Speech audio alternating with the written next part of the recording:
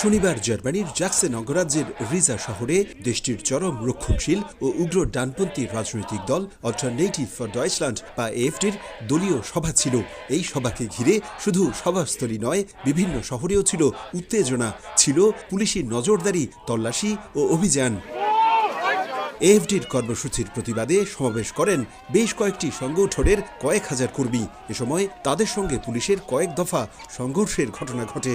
আহত হন কয়েকজন। লাঠিচার্জ ও স্প্রে দিয়ে বিক্ষুব্ধদের ঠেকানোর চেষ্টা করে পুলিশ। প্রতিবাদ সমাবেশে অংশ নেয়া একজন জানান, রাজনীতিতে এএফডির উত্থান সম্পূর্ণ অগ্রহণযোগ্য। ইতিহাস থেকে শিক্ষা নিয়েই এএফডির রাজনীতি নিষিদ্ধ করতে হবে, ঠেকাতে হবে আগামী নির্বাচনে দলটির সভাপতি এলিস বাইডেলের চ্যান্সেলর হওয়ার স্বপ্ন।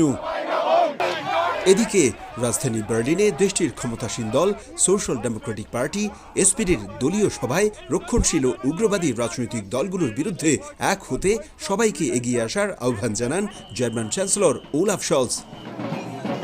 আসছে 23 ফেব্রুয়ারি জার্মানিতে আগাম জাতীয় নির্বাচন। এর আগে ডানপন্থী এএফডির জনপ্রিয়তায় চিন্তিত দেশটির প্রগতিশীল দলগুলো।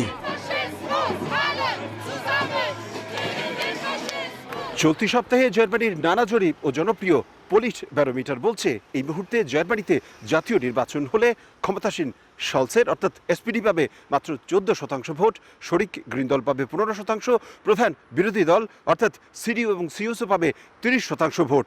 তবে উগ্র ডানপন্থী দল অল্টারনেটিভ ফর ডয়েচল্যান্ড পাবে 21% ভোট। আর এটি উদারপন্থী রাজনীতির জন্য সবচেয়ে বড় হুমকি বলে মনে করছেন অনেকেই। জার্মানি থেকে বিটু বড়ুয়া, সময় সংবাদ।